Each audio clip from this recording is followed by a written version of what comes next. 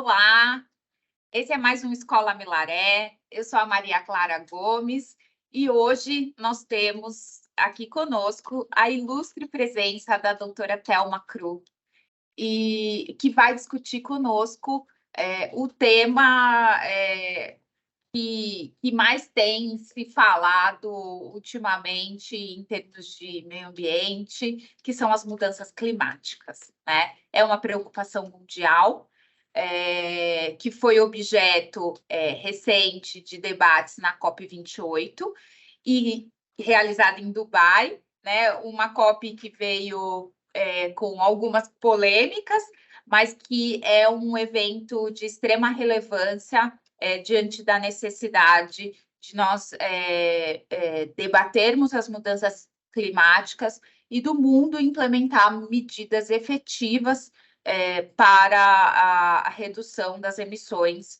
dos gases de efeito estufa.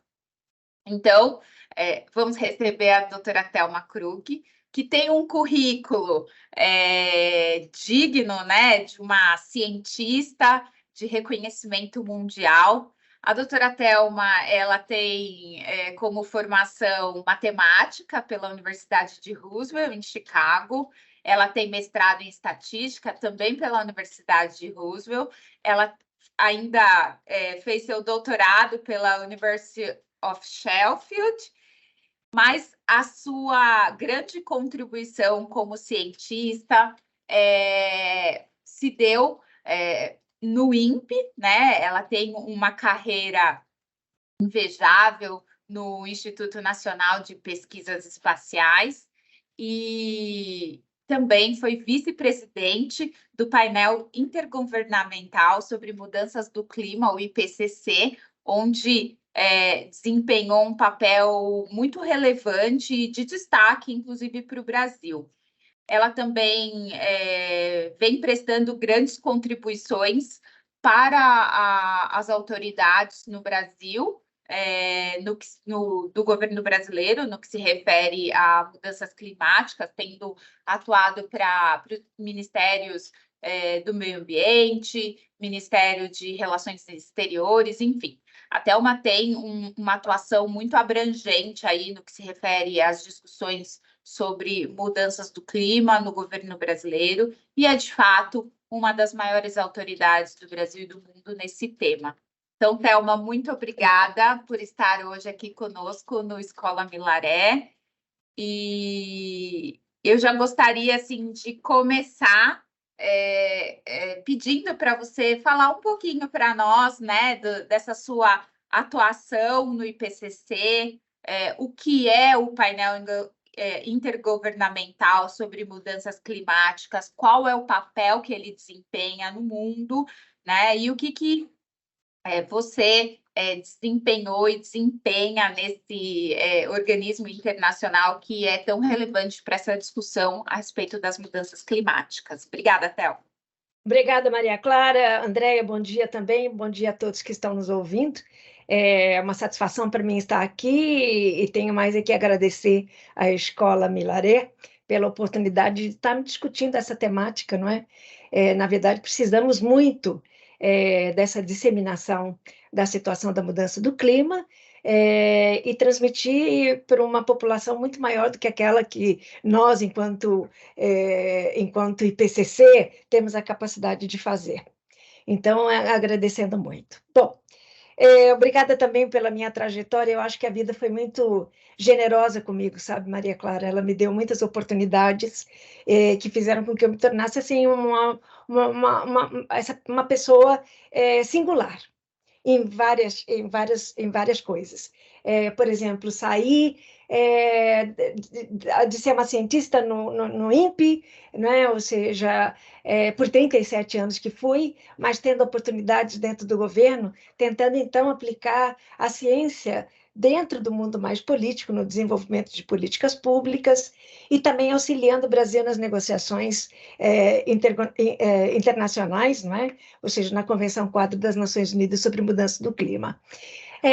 Então, foram vários aspectos que foram permitindo que eu fosse tendo uma abrangência muito maior, né? Entendendo muito mais as complexidades que estão dentro de se ter uma ponte entre a ciência e a política, né? Fundamental. As dificuldades de negociar, você mencionou a Conferência das Partes, vamos conversar mais ao longo dessa entrevista e entender o porquê dessas complexidades que você já mencionou, enfim, ver o papel que o IPCC tem dentro de tudo isso. Bom, o IPCC, como você falou, é um painel intergovernamental sobre mudança do clima, que é constituído por 195 governos-membros, ou seja, quase todo, né, o planeta tem ali a sua representação, que é justamente a autoridade do IPCC. Ou seja, é através dos governos que são determinados o plano de trabalho que o IPCC desenvolve a cada 6, 7 anos, não é? Ou seja, quando ele foi criado como uma iniciativa da Organização Meteorológica Mundial e também do Programa das Nações Unidas para o Meio Ambiente, e depois referendado, né, pela Assembleia Geral das Nações Unidas, ele foi credenciado, ou seja, o papel que foi determinado ao IPCC não era desenvolver pesquisa, era simplesmente fazer uma avaliação profunda, completa, de toda a informação científica, técnica, socioeconômica, de todos os aspectos que estão relacionados à mudança do clima. Por exemplo, a base física, né? Como é que a gente sabe que a mudança do clima está acontecendo? Como é que constatou-se, agora mais recentemente, que essa contribuição inequivocamente está associada à contribuição humana? Você tem os aspectos relacionados aos impactos já observados e projetados, as vulnerabilidades, as necessidades de adaptação e, principalmente, a questão de mitigação, que se refere a gente reduzir as emissões de gás de efeito estufa e também não só reduzir as emissões, mas também fortalecer o que nós chamamos de sumidouros, como é o caso das florestas, dos oceanos, que removem, não é, CO2 da atmosfera. Então, hoje o IPCC constituído de 12 pessoas, ou seja, que ficam em Genebra, que é o secretário-geral, a parte da advocacia, a parte de comunicação, enfim, você tem toda uma estrutura que não está relacionada diretamente a como os relatórios são feitos, né? Ou seja, os autores dos vários relatórios que o IPCC produz, eles são feitos através de nomeações dos países, através do ponto focal, normalmente é o Ministério de Relações Exteriores, mas pode ser Ministério do Meio Ambiente, enfim, no nosso caso, é o Ministério das Relações Exteriores. Então, o Ministério faz a nomeação dos autores que vão contribuir ou estão sendo nomeados para contribuir para determinados capítulos que são definidos em termos do título, né, desses capítulos pelos governos, 195 governos, como eu falei. Então, cada relatório ele traz uma nova composição de autores, não é? Que são selecionados para aqueles capítulos pré-definidos pelos governos. Muita gente me pergunta, mas então tem uma interferência direta dos governos? Então, já que eles definem tudo, definem título? Eu acho que essa é uma questão de relevância, porque trata-se de um painel de governos, não é? Intergovernamental. E ele existe porque os governos estão buscando uma fundamentação científica para poder não só desenvolver e implementar as políticas públicas em nível doméstico, mas também ter elementos que permitam com que eles possam fazer suas negociações no âmbito internacional, né? Como eu já mencionei. Então, a ciência, e inclusive o Acordo de Paris, o acordo climático mais recente, debaixo da Convenção do Clima, ele menciona em alguns parágrafos, né, baseado na ciência mais atualizada, ou seja, o papel da ciência, ele permeia essas discussões e dá uma força grande. E isso demonstra, mais uma vez, a importância de nós termos publicações científicas no Brasil e em todas as partes do mundo. Hoje existe uma carência, uma deficiência de, de produção científica em países em desenvolvimento. O Brasil, eu acho que é privilegiado, né? Nós temos excelentes cientistas que vêm contribuindo para o IPCC e muitas mulheres, né? Muitas mulheres cientistas, tendo um papel de relevância como coordenadoras de capítulos, autoras em capítulos, enfim. Então, o IPCC ele busca trazer autores que tenham, que façam com que, no seu conjunto, esses autores têm uma representação geográfica, né? Ou seja, autores de todas as regiões que o IPCC define, que são 6. Tenham também, tanto quanto possível, um balanço de gênero, isso é bem difícil, melhora sistematicamente a cada 6, 7 anos, quando um novo ciclo começa, e também de trazer pessoas que não têm prévia participação no IPCC, para trazer um sangue novo, né? Todo o trabalho que é feito, né, tanto pelo presidente, pelos vice-presidentes, todo o trabalho é voluntário, né? É característico de uma instituição que está aí ligada às Nações Unidas, né? Então, não sei se isso dá uma tônica, Maria Clara, do IPCC, a importância dele inegável.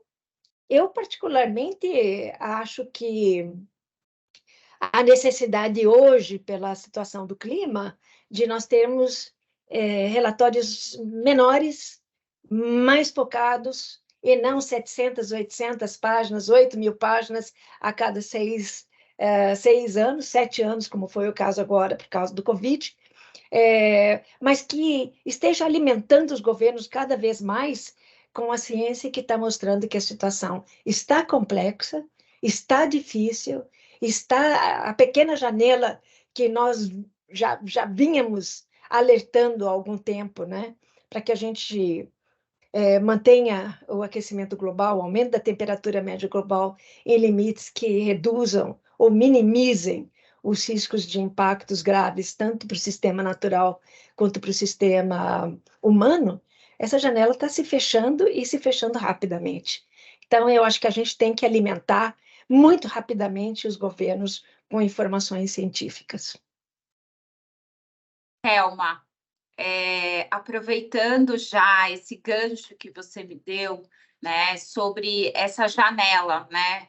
O IPCC vem alertando para o fato de que a década em que nós estamos, ela representaria uma última janela de oportunidades para enfrentar as mudanças do clima, né, manter a temperatura global a níveis seguros para a humanidade. E aí eu queria te perguntar qual que é a sua percepção em relação à forma como os governos têm enfrentado essa informação, né? Como os países têm encarado isso, né? Eles estão atentos para esse alerta que o IPCC vem fazendo, né? Então, assim, antes da gente começar a falar sobre a COP28, né, em que você esteve presente para entender um pouco como que foram os debates, né, nesse último evento, mas eu queria entender se você, na sua percepção, os países estão atentos e dispostos a implementar medidas de adaptação diante desse alerta tão importante que o IPCC vem fazendo, dessa janela de oportunidade que nós temos nessa década para reduzir, né, as emissões, garantir que as mudanças climáticas, né, não interfiram aí na temperatura da Terra de forma catastrófica. Então, eu tendo a não dizer que nós temos só uma década para resolver a questão do clima, né? Até porque isso seria desesperador para as próximas gerações, né? Ou seja, essa questão ela vem sendo colocada da seguinte forma: ou seja, dentro do Acordo de Paris, um dos objetivos de longo prazo, ou seja, nós estamos falando até o final desse século, né? É a questão de você manter o aumento da temperatura média global bem abaixo de 2 graus Celsius, enquanto se persegue chegar no 1,5 graus. Hoje nós já estamos com 1,1, eu diria que estamos até mais, porque o IPCC congelou esse aumento da temperatura em 2019.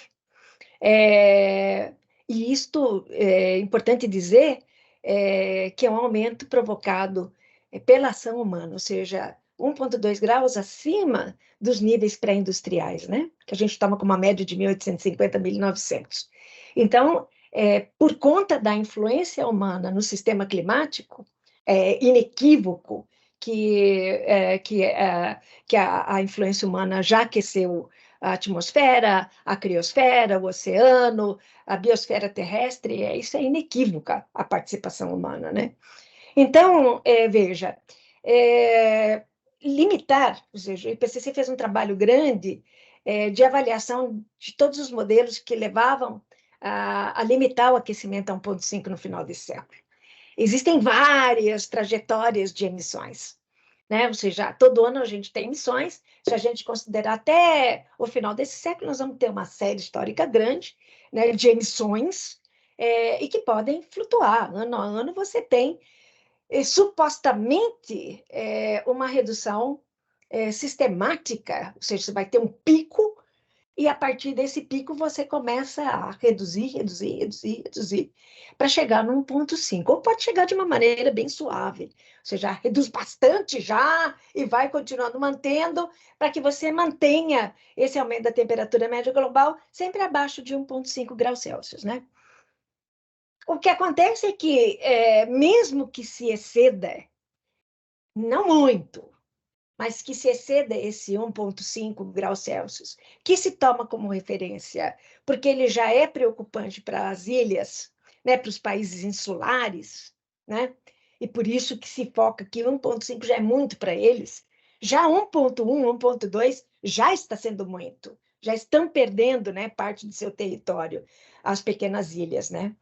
Então, se nós olharmos, a gente poderia, então, superar um pouco esse 1,5 e depois trazer de volta para que você mantenha esse 1,5 até o final desse século e depois, supostamente, mantendo ele até depois, né, de 2100, nesse nível.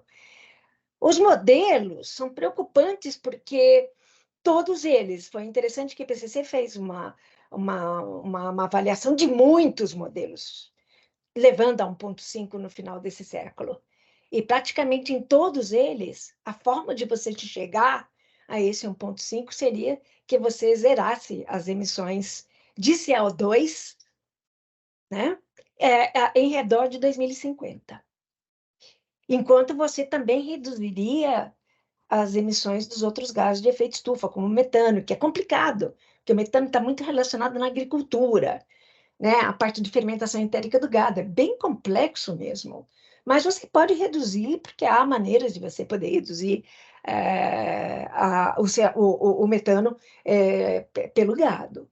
Óxido nitroso, enfim, você tem vários gases de efeito estufa que estariam sendo reduzidos, né, em termos de suas emissões, mas não zerados, como a gente prevê para 1,5 ao redor de 2050.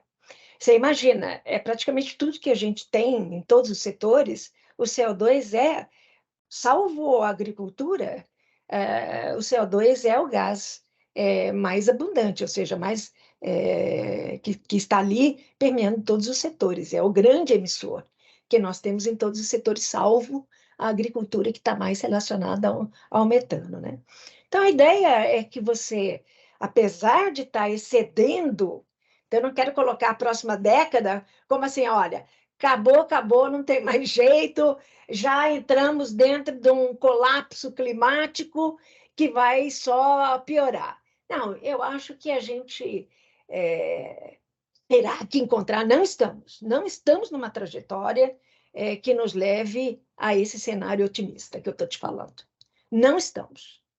E depois, quando conversarmos sobre a COP28, a gente entra dentro deste particular.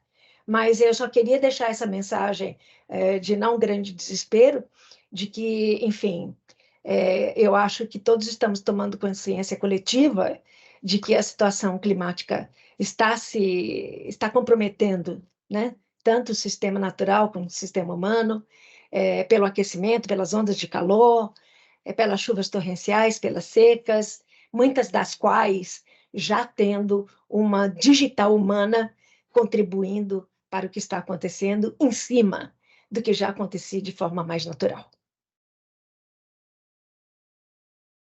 Ou seja, discutir mudanças climáticas não é papo, né, de cientista, de maluco, né? É um assunto sério e que afeta a todos nós, né? Então, de fato, nós precisamos internalizar isso nas nossas vidas, né? Essa consciência de que nós realmente interferimos, né, como seres humanos na mudança do clima. O nosso estilo de vida, o nosso estilo de consumo interfere diretamente nas mudanças do clima. E já falando aí da COP28, né, queria que você, então, trouxesse um pouco para nós. Você esteve em Dubai, participou de muitos debates, né? Então, eu queria que você trouxesse para nós, Thelma, com toda a sua experiência, né? O que foi a COP28 em termos de resultados, né? Os principais resultados que você vislumbrou, o que nós temos de pontos positivos, né? Dos debates havidos na COP e enfim, qual que é a sua percepção geral do evento, né? Estamos caminhando, estamos evoluindo. Eu queria que você trouxesse um pouquinho desse assunto para nós. Tá, obrigada, Maria Clara. Então, eu queria só pegar um gancho na sua fala anterior. Todos nós somos responsáveis. Eu sempre digo que existe uma equação e cada um de nós faz parte dessa equação, né, de ajudar a tratar essa questão do clima. A gente não pode entender que os governos, em todos os seus níveis, sejam capazes de sozinhos resolver isso. Ou seja, há um papel fantástico, né, do setor privado, é muito grande mesmo, sem o qual não há como.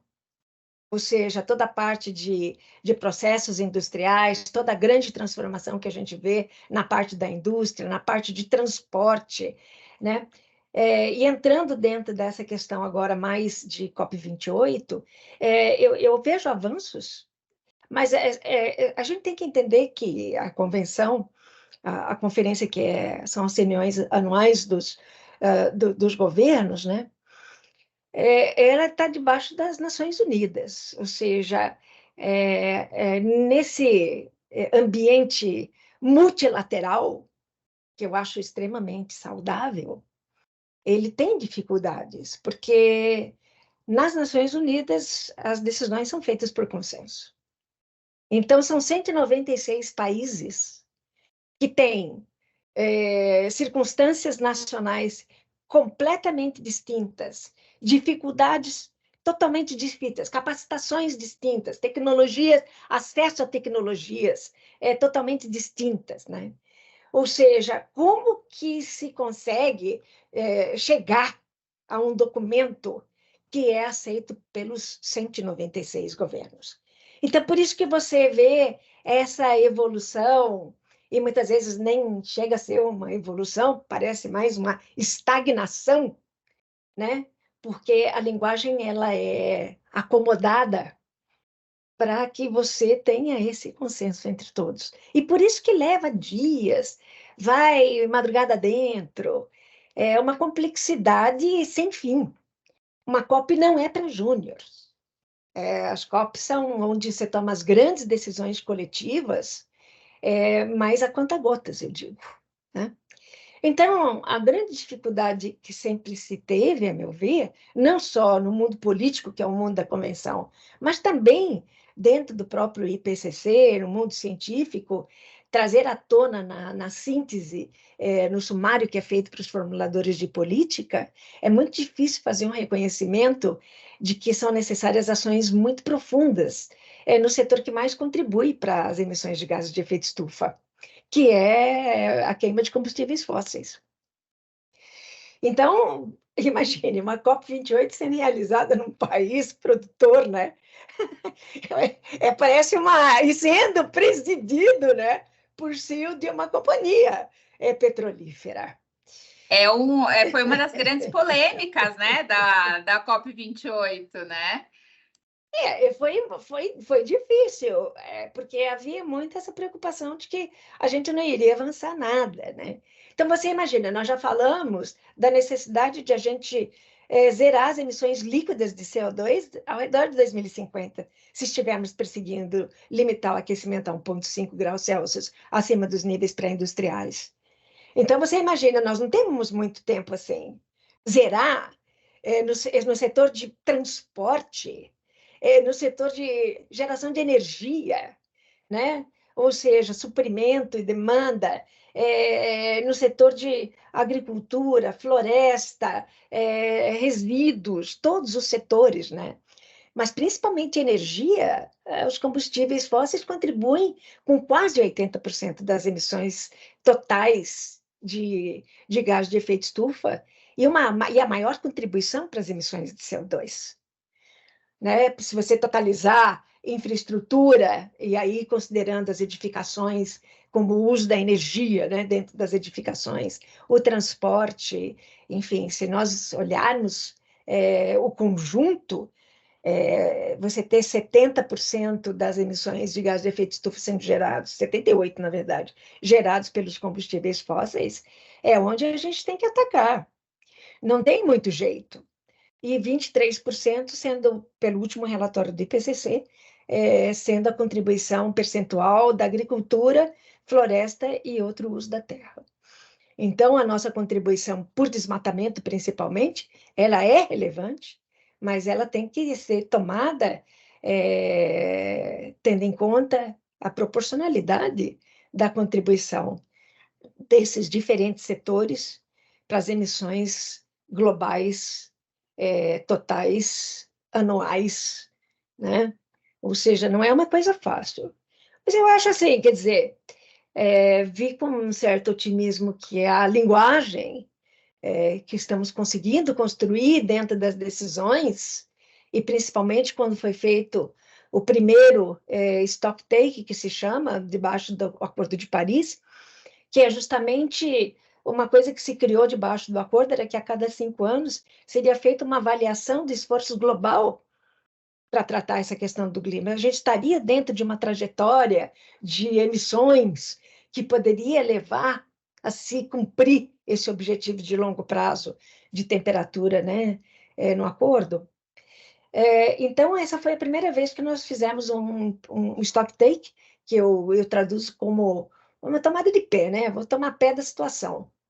Então, a tomada de pé, ela não foi assim muito positiva, né? Ou seja, você vê que há, sim, esforços já em curso, mas a gente tem que entender que é interessante, porque ao mesmo tempo que você pode ter as reduções vindo dos países desenvolvidos, você tem ainda os países em desenvolvimento se desenvolvendo. Então, as suas populações ainda crescendo. Ou seja, no fundo, teria que haver um balanço entre como os países desenvolvidos ajudam esses países a continuar se desenvolvendo com qualidade, né, fornecendo uma capacitação, transferência de tecnologia. Não é só pedir dinheiro. Não é só uma questão de ir lá, como muitos países acham, não, vem só aqui para pedir dinheiro. Não é isso.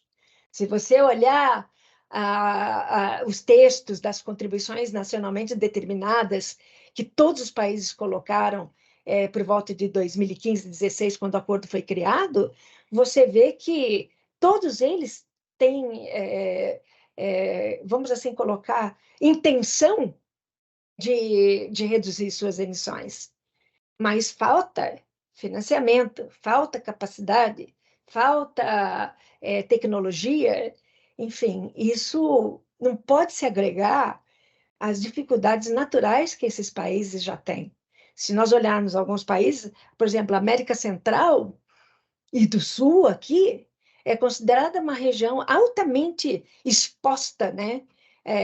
À mudança do clima, muito vulnerável à questão da mudança do clima, e a isso se soma toda a questão de desigualdade social, pobreza, uso de recursos naturais que são muitas vezes a fonte, né, de renda. Então você vê a situação, eu estou citando a América Central e do Sul, mas é claro, você tem uma África também passando por seríssimas dificuldades, né? Então, você vê que a boa vontade dos países quererem contribuir, identificam onde poderiam contribuir, mas fazem isso condicionado a que possam receber esse apoio, né, internacional. Então, isso está falhando, essa ajuda não vem. Quando vem, vem a conta-gotas, digamos, se anuncia como alguma coisa assim importante, alguns bilhões, na verdade, para se manter a questão do 1,5, você precisaria de trilhões por ano. Não são bilhões, e quanto mais se fala de 100 bilhões que foram prometidos e estão vindo a conta-gotas, e que dirá trilhões. Então, no fundo, isso é uma coisa que vai ter que ser repensada seriamente, né? E muita dificuldade também para os países terem acesso a esses recursos, sabe, Maria Clara? Agora, eu acho que o saldo foi positivo, já se falou de fazer essa transição, né? Não se fala necessariamente em phase out, mas vamos fazendo uma transição dos fósseis, né? De uma maneira que, enfim, não impacte. E a gente tem que levar em consideração que muito da economia desses países depende disso, depende da exploração fóssil. Então, como fazer uma transição justa? Você olha a complexidade, né? Não é simplesmente dizer, não, você para de produzir, você para de... Não. Eu acredito que o que foi colocado não vamos, digamos, vamos tentar eliminar o que a gente tem no presente, em termos né, de toda a infraestrutura para a produção de petróleo e outras explorações, e não vamos ter novos. Ou seja, isso aí está no texto. Vamos tirando devagar, não vamos criar novas, vamos diminuindo nos outros. Ou seja, eu acho que essa intenção ela foi colocada para o carvão também, né? Ou seja, todos os combustíveis considerados fósseis aí no caso, né? Não só o gás, o petróleo e o carvão, de maneira significativa o carvão também. Então, acho que o saldo acabou sendo positivo, de uma certa forma, considerando que tudo que acontece na convenção, a meu ver, vem a conta-gotas, vem em doses homeopáticas. Thelma, esse aspecto que você colocou, né, da dificuldade de conciliar os interesses de tantos interlocutores, de tantos interessados, né, e com realidades completamente distintas, né, certamente que torna o debate sobre as mudanças climáticas e a implementação de medidas efetivas tão desafiador, né? Porque é isso, né? Conciliar muitos interesses, realidades muito diferentes, né? Com necessidades muito diferentes. Eu me recordo que na COP 27 se falou muito da questão do financiamento, né? De apoio aos países em desenvolvimento para que eles implementem medidas, né? E acho que havia uma expectativa de que isso evoluísse até mais na 28, né? Mas acho que a grande tônica da COP28 foi a questão da transição energética, né? Começar a se falar, a trabalhar muito essa ideia de transição energética, e também é um ponto bastante positivo, né? Podemos dizer bastante positivo, né? Porque é algo que, de fato, os países precisam pensar, enfrentar e adotar medidas que sejam interessantes e efetivas nesse sentido. E aí, dentro desse contexto, desse debate todo, né, que nós tivemos aí na COP28, eu queria que você falasse um pouco da posição do Brasil, né, e que também comentasse para nós, assim, quais são as contribuições do Brasil quando a gente fala de mudanças climáticas, porque aqui no Brasil se discute muito a questão da transição energética, é um tema que está em alta, que está em amplo debate, né?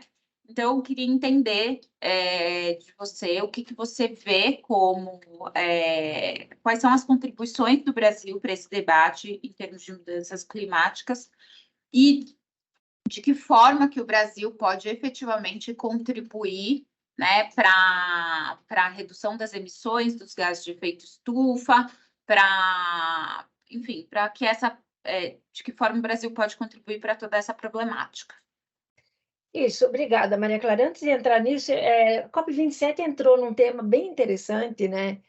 Que sempre teve uma reação grande de ser introduzido na agenda ou nas decisões, que era a questão de perdas e danos, né? Ou seja, principalmente se nós olharmos a parte que eu já mencionei, né? Os países insulares, né? Que estão sendo mais impactados por eventos extremos, né? E entende-se que essa contribuição, esses impactos, maiores impactos, são decorrentes da mudança do clima de natureza antrópica, que se agregou, né? Que se você falar de ciclones tropicais, sempre houve. Mas o que difere agora para trazer toda essa atenção? É essa questão de que esses eventos estão, em muitos lugares, já com a digital humana, como eu te falei, em termos de maior frequência e maior intensidade, e que, na verdade, causa prejuízos para a agricultura, para a saúde, para os ecossistemas, enfim, é desolador, né? Para muitos países é desolador.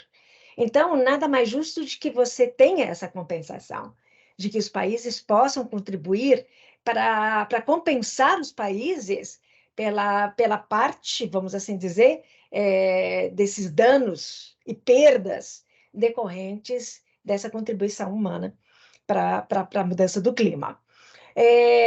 Principalmente, acho que não toquei nesse assunto, mas acho que a questão da adaptação está se tornando agora cada vez mais visível, né? Ou seja, nunca foi a grande preocupação e os investimentos, financiamentos, nunca foram muito dirigidos para a parte de adaptação. Sempre foi mais para mitigação, porque mitigação é uma coisa concreta, é algo que você mensura. Eu vou fazer esse tipo de modificação na minha matriz energética e a minha estimativa é de que nós vamos, com isso, reduzir X de emissões de CO2, vamos assim dizer, ou de gás de efeito estufa. É mensurável, né? Se eu faço um reflorestamento, eu sei medir se ele foi bem sucedido, o quanto que ele está removendo de CO2. São coisas mensuráveis. Adaptação, não. Adaptação você pode implementar, mas a maior parte das adaptações que foram implementadas, a gente não tem o grau de eficácia que essas implantações tiveram, né? E necessariamente também não se tem noção de que daqui a pouco se torna uma má adaptação, porque não se anteviu, né? Não se previu que, na verdade, o que estava sendo feito naquele momento, em resposta a algo que estava sendo imediatamente, né, colocado para se adaptar, não era suficiente para a mudança do clima rápida que temos aí na nossa porta, você entendeu? Porta não, já entrou dentro de casa, que nem a ministra Marina Silva diz, bateu na porta, ninguém fez nada, entrou, né? Ou seja, eu achei interessante isso. Agora, o Brasil, né? Quer dizer, a contribuição do Brasil, ela vai muito além da gente olhar só para os nossos interesses imediatos, né? Os nossos interesses únicos. Acho que o Brasil, ele pensa de uma maneira holística nos interesses dos países em desenvolvimento como um todo. Então, eu acho importante, Maria Clara, levantar essa questão da presença do presidente do Brasil nessas negociações. A própria presença do nosso presidente atual nessa convenção, ela cria um clima de confiança extremo. É muito interessante de você ver pelo carisma que ele tem, pela capacidade de ele recuperar uma liderança que o Brasil perdeu, e não só naquele momento, mas através de todas as viagens que ele fez esse ano, que não foram para passear, que não foram para dizer alô, estou aqui, foram para justamente buscar recuperar uma liderança que o Brasil perdeu nos últimos anos que antecederam a 2020, né? E isso não é coisa fácil. Não é coisa fácil, porque não adianta você ir lá dizer, eu quero ser um líder. Você tem que demonstrar que você é um líder. E eu acho que o presidente Lula tem essa capacidade, aplaudidíssimo, tapete vermelho, o pessoal tem o carisma dele, contamina, e ajuda, e acaba ajudando, né? Porque ele cria um espírito coletivo, com aquela fala simples dele, da Marina e tudo mais. Então, eu acho que a presença do Brasil, recuperando essa liderança que já está sendo reconhecida, e não deixando ela para outros países que já estavam tomando para si esse papel de liderança, ou seja, nós agora somos os líderes aqui, você entendeu? O Brasil perdeu a chance. Então, eu acho que a gente tem que ter. Eu aprendi muito na minha vida, sabe, Maria Clara, para entender as coisas com informação. Às vezes a gente faz um julgamento muito rápido, muito superficial das coisas, porque a gente não entende profundamente o que está por detrás e o quanto aquilo pode impactar as decisões, e decisões que são positivas, não só para o Brasil, mas para os países em desenvolvimento. Nós somos um coletivo, né? Então, eu acho que a presença do Brasil, estamos com negociadores, como sempre tivemos, salvo no passado mais recente, mas negociadores que são, assim, impecáveis, são reconhecidos com uma capacidade técnica, uma capacidade de articulação invejável. Como eu ouvi antes de vários países, nossa, acho que o Brasil fica um ano inteiro discutindo essa questão, certo? E não era. Dava essa impressão de uma articulação coordenada, sabe, com pontos de vista claro, com graus de liberdade que eram dados aos negociadores brasileiros claras, né? Enfim, recuperamos, eu acho que estamos num bom caminho para retomarmos a nossa liderança, né? Bom, agora, eu não sei se você quer que eu já fale um pouco sobre a COP30, né? Ou você quer esperar um pouquinho e puxar mais nesse tema que você buscou puxar agora nessa sua última pergunta? Não, Thelma, fica à vontade, por favor, fala para nós um pouquinho da COP30. Eu acho que você já pode entrar nesse assunto, né? O que nós esperamos para o futuro. Então, eu vejo assim, sabe, Maria Clara, eu tenho verbalizado a minha opinião pessoal, né? Ou seja, muito orgulho do Brasil estar sediando uma COP. Nós já tivemos essa intenção antes, né? Não foi bem sucedida, né? Foi abortada antes. O Chile buscou assumir essa responsabilidade para si, quando o Brasil abortou a realização da COP30 aqui, e depois foi para Madrid, ou seja, trouxe enormes complexidades, porque é muito difícil você organizar uma conferência dos partes. É muito difícil. Não vamos imaginar que isso seja uma reunião como outra qualquer, porque não é. Essa COP28 ela teve 97 mil participantes. Então, a gente, claro, a gente não quer tapar o sol com peneira. Eu entendo claramente, já estive em Belém várias vezes, não existe condição de nós termos uma COP normal, deixa eu falar dessa forma, normal, entendendo que a cada ano você está superando o número de participantes, tá? E que não são os negociadores propriamente ditos, né? Você está ali com muita representação do setor privado, muitos dos governos locais, ou seja, você tem muita participação que, de uma certa forma, está contribuindo para a discussão, mas não nas decisões, não no processo mesmo para o qual a gente entende a convenção, certo? Então, apesar de eu achar muito interessante a gente ter todo mundo lá, muitos eventos paralelos, muita tecnologia sendo apresentada, isso é super legal. Mas nós temos que entender que em Belém, eu gostaria muito que essa COP ficasse em Belém, né? Mas eu acho que vai ter que ter uma configuração um pouquinho diferente, e é uma opinião muito pessoal minha, para que a gente possa ter uma COP tranquila, uma COP que seja de qualidade, né? E que a gente possa receber bem. O Brasil sempre recebeu bem as pessoas que vêm aqui.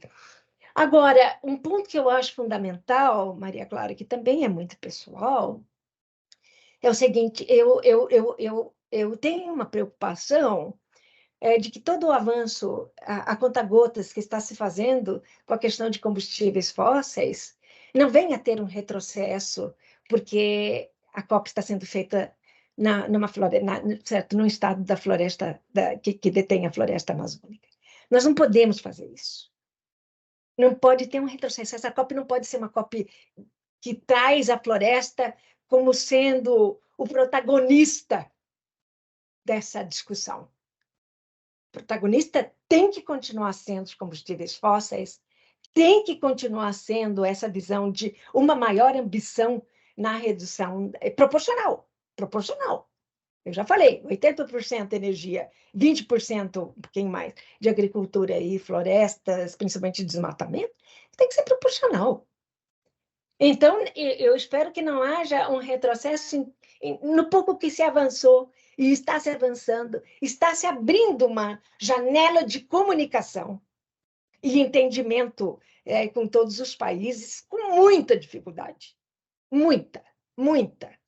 Não vamos relevar a complexidade que é você ter esses países que têm suas economias baseadas na exploração de combustíveis fósseis, simplesmente dizer, não, tudo bem, a gente vai cortar aqui, acabou, zerou. Não, como é que você faz isso, né? Tá? Então, são minhas preocupações. Acho que o Brasil tem todas as condições de fazer uma excelente COP. O Brasil tem todas as condições técnicas para dar suporte, sabe, para que as discussões se encaminhem de uma maneira muito positiva. Vejo um Brasil que já vai ter conquistado sua posição de liderança, e vejo, sim, com bons olhos, né, o resultado que nós vamos ter dessa COP tropical no meio da floresta amazônica. Também espero, Thelma, gosto muito de Belém, né? Mas eu entendo a sua preocupação e também espero que o Brasil consiga fazer, né, um evento que seja muito importante, né? Seja por essa liderança que o Brasil sempre teve e busca agora retomar, né, nesse papel na discussão das mudanças climáticas, como aí o protagonista dos países em desenvolvimento. Então, também espero que seja um evento que dê a oportunidade dos países em desenvolvimento colocar as suas questões, né, e avançar nos debates em relação a essas compensações, né, ao equilíbrio, né, do alcance das mudanças climáticas, mas à luz das necessidades, né, dos países em desenvolvimento. Enfim, vamos torcer e espero que você trabalhe bastante para que tenha essa COP tropical seja um sucesso. Estarei à disposição se me procurarem, certamente. Thelma, eu gostaria de fazer uma última pergunta para nós encerrarmos a nossa conversa, né, sobre a questão regulatória, né? Então, como advogada, né, estamos aqui na Escola Milaré, nós sabemos que é bastante desafiador falar em mudanças climáticas, né? Porque isso passa também pelo aspecto da regulamentação, da regulação, né? Estabelecer limites, estabelecer imposições por meio de lei. Então, eu queria que você comentasse para nós um pouquinho os desafios do Brasil no campo regulatório, né? Quando a gente fala de mudanças climáticas.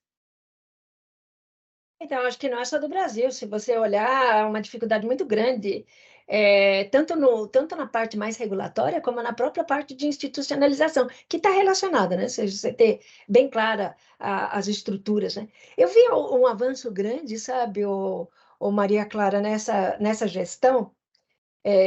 Devo dizer que não sou petista, eu não tenho nenhuma vertente política, né? Então, eu falo claramente o que eu sinto por ter participado tanto em governos e tudo mais.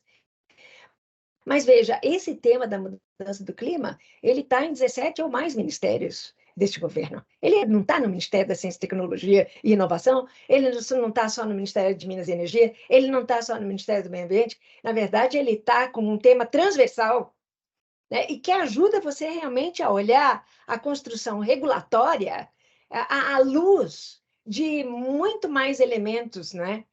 Que você tem vindo de diferentes ministérios, né? A gente tem interessante que o Brasil ele tem a sua contribuição nacionalmente determinada, que para muitos é considerada como sendo insuficiente, né? Mas eu acho que, não, eu tenho certeza que o Brasil deixará mais claro, eu acho que isso está faltando um pouco, da clareza aonde o Brasil fará suas reduções de emissões, o que está regulamentado por lei, ou seja, nós submetemos a nossa contribuição nacionalmente determinada, identificamos as nossas reduções percentuais em 2025 e 2030, pegando todos os setores da economia, ou seja, o que faltou e que nós tínhamos antes, né, na primeira submissão do Brasil em 2015, era como a gente pretende, mesmo que de forma indicativa, chegar a essas reduções percentuais, né? Mas entendo que o governo está trabalhando nisso, está trabalhando, e principalmente eu acho muito difícil um ponto que é sempre levantado, quando a gente fala de reduções, a gente tem que ter essas linhas de base bem estabelecidas, né? Ou seja, eu vou reduzir, mas se eu vou reduzir em energia, qual é a minha linha de base para energia? Né? A gente tem os inventários nacionais, mas eles também estão atrasados, não porque estão atrasados, mas é porque a convenção assim o determina, mas essas linhas de base elas teriam que ser atualizadas à luz do presente. Então, não é um trabalho simples, e simplesmente ter boa vontade, boa intenção de fazer. Entendo que o Brasil está trabalhando muito para se ter essas ações indicativas de como chegar a essas reduções e que vai dar mais clareza, inclusive, para o setor privado. Né? Eu acho que a regulação, eu vejo, Maria Clara, ela precisa trazer muito essa clareza para o setor privado, que eu já indiquei, como sendo um parceiro do qual não se pode dispensar. Ou seja, ele é um parceirão, ele tem que ser entendido como um parceirão e tem que contribuir de acordo. Agora, para ele ser, às vezes, um parceiro, ele também precisa ter uma sinalização do governo de que ele vai estar investindo em algo que que se sustenta ao longo do tempo. De que ele não está fazendo um investimento enorme e, de repente, a lei muda, os impostos mudam. Não, isso tem que ter clareza nesse sentido. Então, eu acho que o Brasil caminha para ter uma maior clareza nesse sentido, uma maior transparência nas oportunidades que todos os setores vão ter. A meu ver, nós temos que pegar as oportunidades e não os custos que estão por detrás disso. E essas oportunidades são múltiplas, né? Então, eu acho que a gente está avançando.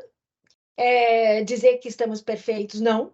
O Brasil já tem um Adapta Brasil, que é justamente a visão que o Brasil tem de que ele tem que investir na parte de adaptação, está formando um banco de dados bem particular, bem interessante, com os dados mais recentes que ele possa ter de diferentes fontes. Enfim, eu acho que o Brasil ele tem essa clareza. Ele não é um país que não entende onde estão as suas limitações e como superá-las. Então, eu tenho muita fé de que as coisas vão evoluir rapidamente para que a gente possa ter todos esses aspectos muito claros para o setor privado, para a questão de adaptação e mitigação também. E mais interessante, Maria Cláudia, não queria perder esse ponto. é a gente entender que quando a gente está trabalhando nas atividades de mitigação, de adaptação, você está caminhando assim, em alinhamento com os Objetivos de Desenvolvimento Sustentável. Acho que esse ponto é interessante, porque os países se comprometeram com os objetivos, 17 Objetivos de Desenvolvimento Sustentável, erradicação de pobreza, energia para todos, água, saneamento e tudo mais. Ou seja, quando você está trabalhando nas suas ações de mitigação, concomitantemente, você está relacionando isso a alguns objetivos de desenvolvimento sustentável. Então, você tem sinergias com isso. Tem sinergias e também tem o que a gente chama em inglês trade-offs, que seriam também os pontos negativos, nada é tudo sempre uma beleza, mas você pode ter, sim, muitas atividades de mitigação que são sinergéticas com a questão dos Objetivos de Desenvolvimento Sustentável. Então, isso é um ponto interessante. Não é só para o clima, você está trabalhando para um monte de coisa que está trazendo uma melhor qualidade de vida, saneamento, água potável, energia. Nossa, a gente tem que olhar isso como oportunidade. Sem dúvidas, Thelma. Acho que temos aí um leque de oportunidades para o Brasil e nós precisamos investir, explorar isso, né? Porque, de fato, né, o Brasil mostra como um país que tem grandes potenciais, né? Quando a gente fala Sem de dúvida, mudanças do clima. sem dúvida. Thelma, gostaria de agradecer essa conversa, esse papo que, assim, é necessário e conversar com você sobre isso, né? Você fala de uma forma tão tranquila, né? E tão didática, né? Questões que são absolutamente relevantes. Então, agradecer novamente sua participação na Escola Milaré e pedir para você deixar aqui uma mensagem final sobre todo esse debate, né, das mudanças climáticas. Queria que você deixasse suas considerações finais aqui para nós, por favor. Não, obrigada, Maria Clara. Eu queria também agradecer a Escola Milaré, né? Como eu disse no começo, é uma oportunidade de disseminar o conhecimento, né? E eu tenho um prazer enorme de bater esse papo, né? De ter essa conversa franca, trazendo muito dos meus pontos de vista pessoais, inclusive, né? Né, nas costas de quem tem 72 anos de idade, ou seja, já viveu bastante, e viveu o suficiente para continuar a ter esperança. Eu tenho uma preocupação enorme, porque eu tenho meus netos, né? E quero que eles tenham a possibilidade de ter um futuro com qualidade também. Ou seja, quando eu falo da COP ser em Belém, eu acho que a mensagem que o Brasil poderia dar era de que hoje vocês podem ver essa floresta maravilhosa aqui. Mas será que essa floresta vai estar por aqui com esta qualidade para as próximas gerações? Né? É isso que eu acho que tem que ser a sinalização. Mostrar a vulnerabilidade, né, dessas florestas, mostrar a vulnerabilidade dos ecossistemas e falar as próximas gerações têm o direito e nós somos responsáveis por assegurar que esse direito não seja perdido. Então, eu queria deixar essa mensagem de otimismo, essa mensagem de esperança e essa mensagem de que a humanidade não vai criar a sua própria destruição. Não podemos caminhar para isso, eu tenho certeza que ela não será a sua própria destruição, não é? Não precisar de um meteoro, alguma coisa mais, sabe, para acabar com a Terra. Não, eu acho que a gente tem que imaginar que nós somos inteligentes o suficiente para entender que a hora é agora e nós temos que fazer muito mais do que estamos fazendo. Tenho certeza que a ficha vai cair. Thelma, muito bom encerrar com essa mensagem positiva, né? Nós vamos conseguir, né? Então, muito obrigada mais uma vez por participar da Escola Milaré e esperamos poder falar mais, conversar mais com você a respeito das mudanças climáticas. Muito obrigada.